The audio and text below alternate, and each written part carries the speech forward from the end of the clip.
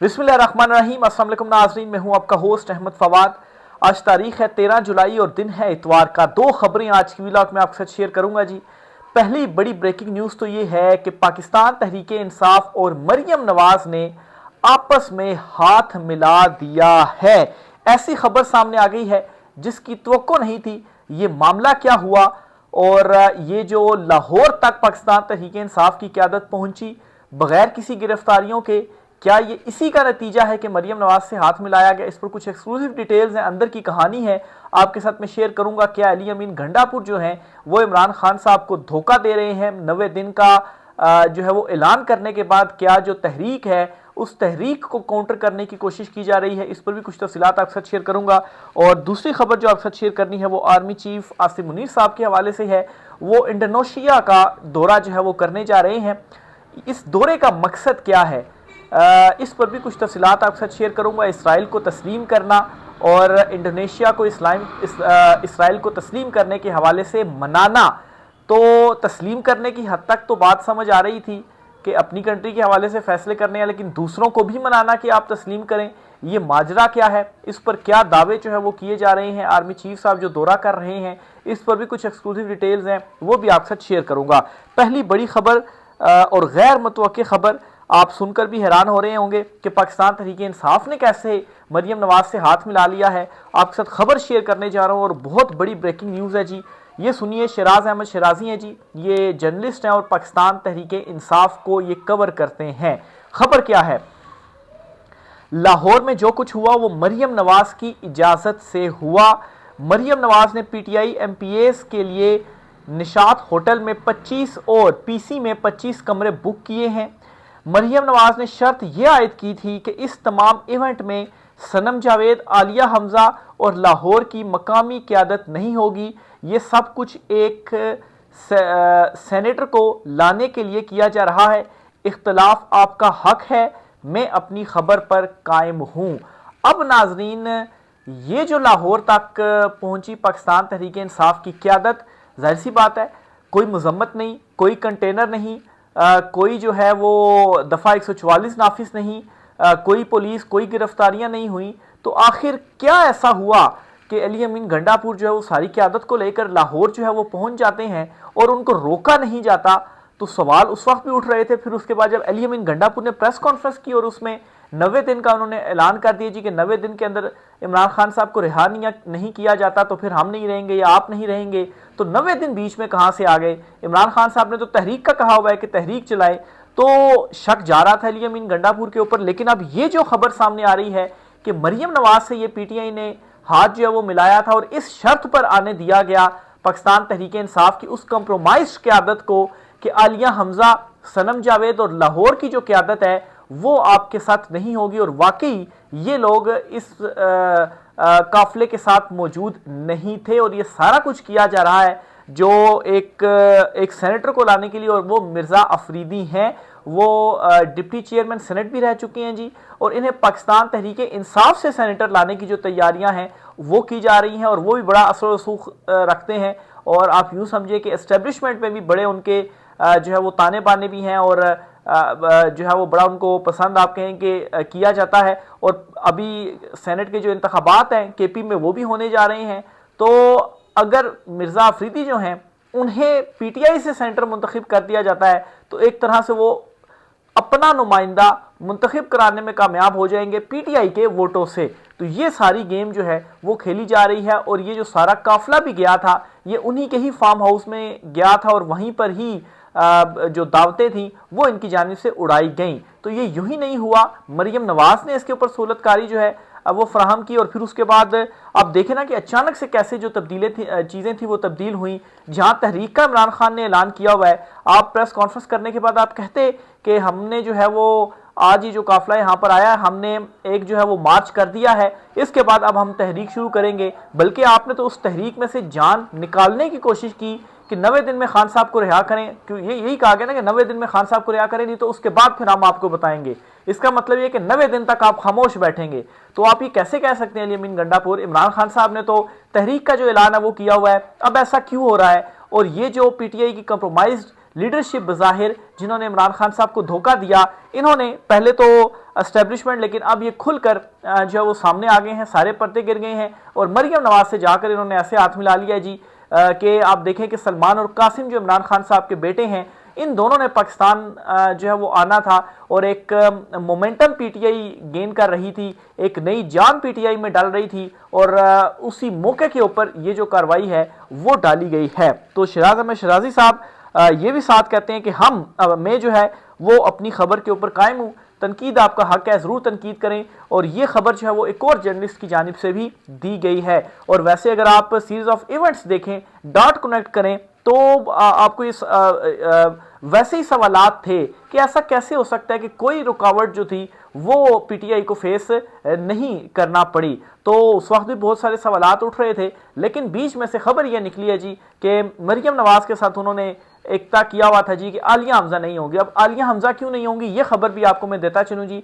आलिया हमजा बड़ी मुतहरिक हैं, ख़ास तौर पर पंजाब में, और इमरान खान साहब को उनके हवाले से कहा गया जी कि इनको हटाकर किसी और शख्सियत को जो है वो इनकी जगह पर लाया जाए, चीफ ऑर्गेनाइजर की जगह के ऊपर। लेकिन इमरान खान साहब ने इनकार करते हुए कहा कि नहीं, आलिया हमजा अच्छा जो काम है वो कर रही हैं। तो इस चीज़ का भी गुस्सा। और अब आप देखें कि ये जो कल काफिला था जो मिर्ज़ा अफरीदी हैं उनके घर पे, तो यहाँ पर आपको आलिया हमजा कहीं पर नजर आई नहीं, उनको इसमें बुलाया ही नहीं गया। और ये किसकी ख्वाहिश थी जी, ये मरियम नवाज की ख्वाहिश थी।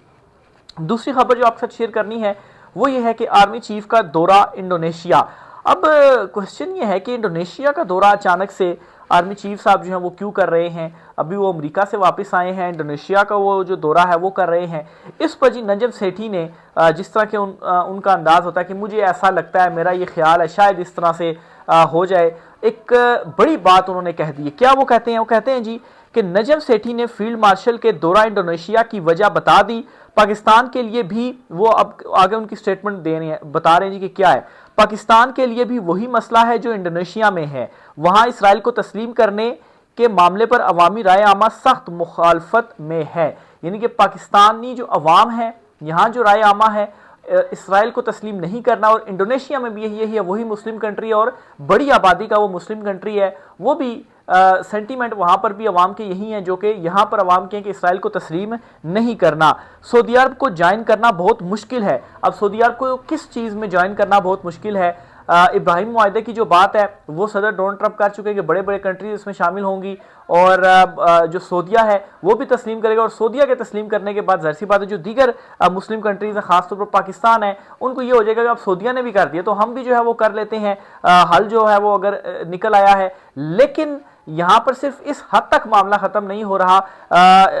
नजम सेठी के इस स्टेटमेंट के बाद, डॉट कनेक्टिंग के बाद ऐसा लग रहा है जी कि ना सिर्फ आप इस तरह से कर रहे हैं कि खुद तस्लीम करना, बल्कि दूसरों को भी मनाना है कि आप भी जो तस्लीम है वो करें। सऊदी अरब को ज्वाइन करना बहुत मुश्किल है, हालांकि सऊदी अरब को इसकी ज़रूरत है। अंदरूने खाना ये डिस्कशन भी हो रही होगी कि क्या करना है। तो ये नजम सेठी की स्टेटमेंट है। और अब ऐसा लग रहा है इस स्टेटमेंट से, और डॉट कनेक्टिंग को करें, कि ना सिर्फ खुद तस्लीम करने के हवाले से एग्री हो गए हैं जी अगर सऊदिया करता तो, और इस हवाले से ऑलरेडी डिस्कशंस भी चल रही हैं। ख्वाजा आसिफ भी गुफ्तगू जो है वो कर रहे हैं, दीगर भी जो गुफ्तगू है वो कर रहे हैं। और जाहिर सी बात है कोई ऐसा स्टेप लिया जा रहा हो तो पहले उसके ऊपर जो गुफ्तगू है उसका आगाज होता है जी, ताकि उसके प्लस माइनस बताए जाएं, और फिर अगर उसके हक में फैसला करना है तो उसके प्लस जो है वो ज्यादा बताए जाएं और उसके माइनस कम बताए जाएं।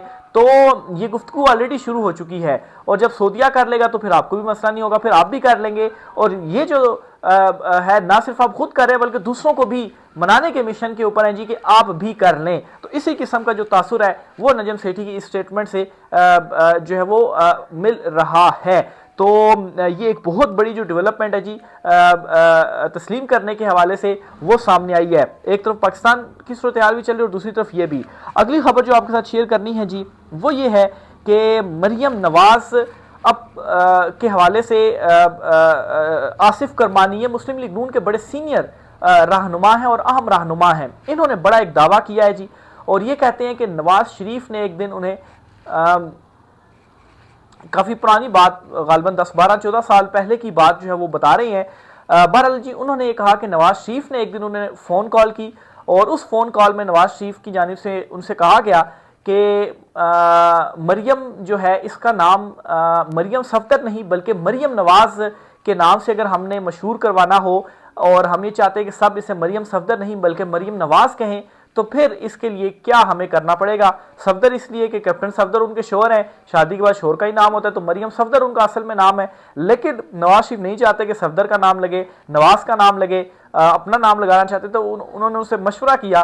तो आसिफ करमानी ने आगे से उनको ये जवाब दिया जी कि आप ऐसा करें कि जो एक अर्थ और होता है, अर्थ आर ये होता है कि उसमें पूरी दुनिया में जो ये अर्थ आर होता है, इस दौरान जो लाइट्स हैं वो बंद कर दी जाती हैं और अर्थ आर बनाया जाता है।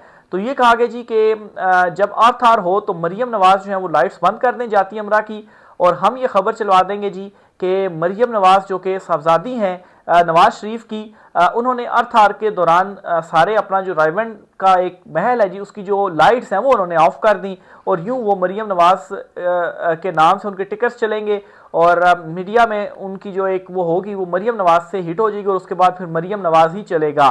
तो ये इनके जो मामलात थे जी इस तरीके से ये करते रहे हैं। अब भी मतलब है कि मर्जी से खबरें चलवाना, अब भी कोई 100 अरब की जो अदायगी है वो मीडिया को की गई है। अब आप देखेंगे टैक्स पेयर्स का पैसा है जी जो मीडिया को दिया जा रही है, प्राइवेट चैनल्स हैं, इनको हुकूमत कहाँ से जो इश्तिहारात है या फंड देती है, थोड़े बहुत हो गए ठीक है, लेकिन 100 अरब के कहाँ से। वैसे इमरान खान के टाइम पर इस मीडिया की भी जो चीखें हैं वो नहीं निकल रही थी कि इमरान खान ने इनको अवाम के टैक्स का पैसा देने से इनकार किया था कि आपको किस चीज़ का जो पैसा वो दें, आखिर आप ऐसी क्या जो खबरें हैं वो दिखाते हैं। आप तो एक प्रोपेगेंडा टूल हैं, एक आप बयानिया से लेकर बनाने वाला टूल है। अब तो टाइम है सोशल मीडिया का, 80 से 90% जो लोग हैं वो तो सोशल मीडिया इस्तेमाल करते हैं। अखबारात कितने फीसद लोग पढ़ते हैं, या टीवी चैनल्स कितने फीसद लोग जो है वो देखते हैं। जो इश्तिहारात दिए जाते हैं वो पब्लिक को देखकर दिए जाते हैं। अब पब्लिक सोशल मीडिया यूज़ कर रही है, तो टीवी और अखबारात को इश्तिहारात किस चीज़ के दिए जाएं, वहाँ पर जो है वो क्यों पैसा जो है वो खर्च किया जाए। लेकिन वही एक रवायती अंदाज अपनाना है, तो 100 अरब की अभी भी जो अदायगियाँ हैं जी वो मीडिया को की गई हैं। और क्यों की गई है, क्योंकि उसके ज़रिए अपना जो प्रोपेगेंडा है वो करना है, अपना जो बयानिया है वो बनाना है। और बिल्कुल इस किस्म की हिदायत भी आ रही होती हैं कि अब आपने ये टिकट्स चलाने हैं, इवन के टिकट्स चलाने के बाद अब आपने फलाने को तज्जिया निगार के तौर पर जो है वो लेना है और उससे आपने इंटरव्यू करना है ताकि वो हमारे हक में मजीद जो बयानिया है वो दे। तो इस हद तक ये जो मीडिया चैनल्स हैं वो कंट्रोल हो चुके हैं कि ये पॉलिसी भी अपनी मुरतब नहीं दे सकते। सिर्फ सोशल मीडिया जी उसको भी कोशिश की जा रही है कि कंट्रोल किया जाए, लेकिन फिलहाल सोशल मीडिया के ऊपर जो आवाज़ है वो उठ रही है। बहुत सारे जो आज़ाद लोग हैं, आज़ाद जर्नलिस्ट हैं, वो आवाज़ उठाते हैं और जो गुफ्तगू है वो करते हैं। बहुत सारों को फेस पे बहुत सारी चीज़ें करना पड़ी। पिछले दिनों ये खबर सामने आई कि 27 यूट्यूब चैनल्स को ब्लॉक करने का हुक्म जो है वो अदालत की जानिब से दिया गया। इमरान रियाज खान साहब आप देख लें कि वो पाकिस्तान में मौजूद नहीं है, उनको जो है वो नहीं करने दिया जा रहा था। लेकिन खैर उसके बावजूद सोशल मीडिया के ऊपर जो खबरें हैं वो किसी तरीके से पहुंची जाती हैं। अब आप देखें एक नया टूल जो ट्विटर में मुतारफ़ करवाया गया ग्रुप के नाम से, वहाँ पर जिस तरह के सवालात किए जा रहे हैं, तो किस किस चीज़ को आप जो है वो बंद करेंगे। अब क्या आप ग्रुप को भी बंद करेंगे, क्योंकि वहाँ पर तो लोग सवाल पूछते हैं, जवाब जो ग्रुप की जानिब से दिए जाते हैं वो सच्चाई पर मबनी होते हैं और वो हकीकत जो है वो शायद आपको पसंद ना आए। तो बहरहाल जी ये कुछ इंपॉर्टेंट तफसीलात थी। देखें इस हवाले से मज़ीद क्या चीज़ें सामने आती हैं। इमरान खान साहब क्या अब जो बड़े फैसले हैं वो करते हैं, उन तक जब ये चीज़ें जाएंगी जो भी होगा आपसे शेयर करते रहेंगे। आज की व्लॉग से इतना ही। राय का इज़हार कीजिएगा। इजाज़त दीजिए। अल्लाह हाफिज़।